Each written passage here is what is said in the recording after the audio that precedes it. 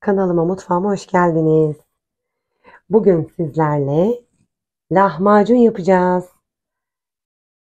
Hamurumuz için gerekli malzemeler: 7,5 su bardağı unumuzu yoğurma kabımızın içine aldık ve ortasını açıyoruz.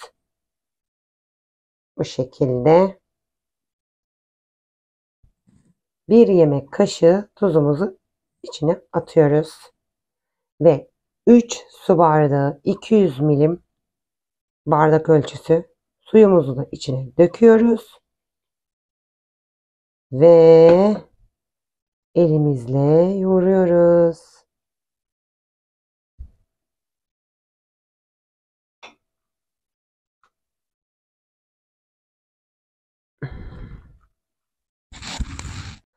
Hamurumuzu yoğurmaya devam ediyoruz.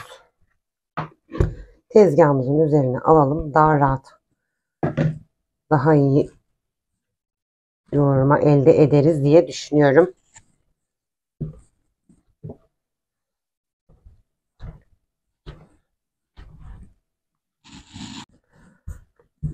Hamurumuz kıvam aldı. Bakın, sakız gibi oldu. Bak, elime yapışmıyor. Harika bir kıvamı oldu. Ben sabahtan yaptım hamurumu. Şimdi iç malzemesini hazırlayacağım. Ortalama benim 6-7 saat dinlenecek. Hamur ne kadar dinlenirse o kadar güzel olur. Ama siz 20-30 dakika, 1 saat bekletebilirsiniz. Hemen de yapabilirsiniz.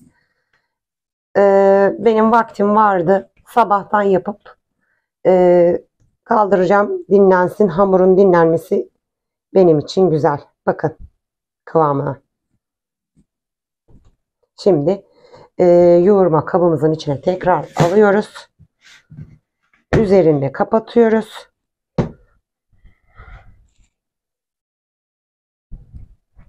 Ve iç malzemesine geçiyoruz. Lahmacunlarımızın iç malzemesini hazırladım. Sizin fazla zamanınızı almama adına 2 tane soğanımızı rondomuzdan geçirdik. 2 tane yeşil biberimizi ve 2 tane kapya biberimizi rondomuzdan geçirdik. 3 tane domatesimizi geçirdik. 1 çay bardağı sıvı yağımızı koyduk.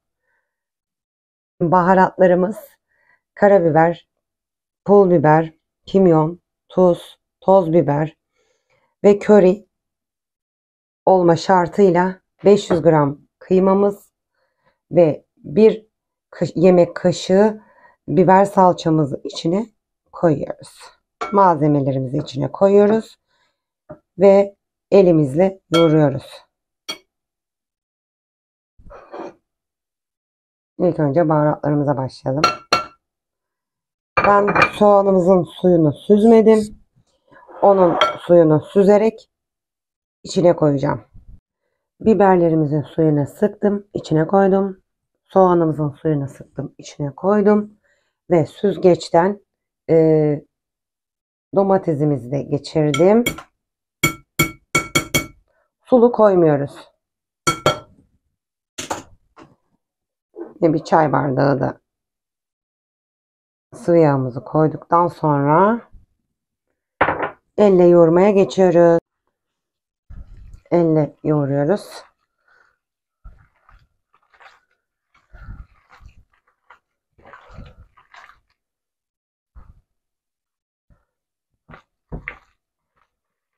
Şu an harika bir koku kapladı.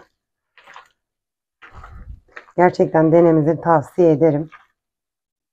Kanalıma abone değilseniz abone olmanızı rica ederim. Ve yorumlarınızı bekliyorum. Siz de bu şekilde mi yapıyorsunuz? Yaptınız mı daha önce? Ya gerçekten yapmanızı tavsiye ederim. Kendiniz yaptığınız gibi dışarıda olmuyor. Tabii hazır oluyor. Biraz hani uğraşmıyoruz ama yani evde hem uğraş hem de kendin yapıyorsun, göre göre daha güzel oluyor bence. Bir kere de güzel olmazsa ikinci de güzel olur. Büyüklerimiz öyle söylerdi.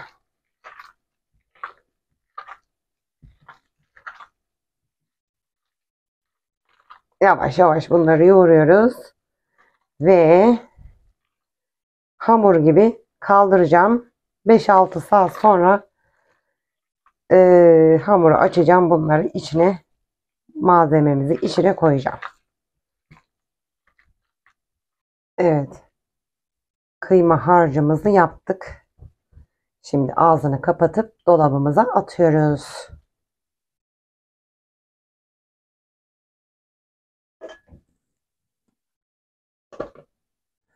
Önceden ısıtılmış tavamızın içerisine lahmacunumuzu yerleştirdik. Pişmeye bırakıyoruz.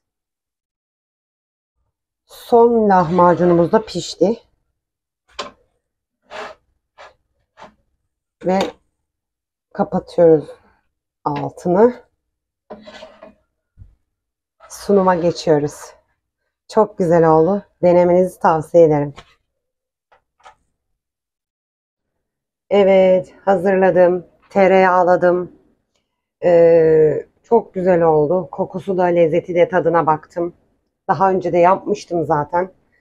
Ee, Bu şekilde denemenizi tavsiye ederim. Kanalıma abone değilseniz abone olmanızı, yorum yazmanızı, like atmanızı rica ediyorum. Çok teşekkür ederim şimdiden izlediğiniz için. Bir dahaki videoda görüşmek üzere. Bay bay.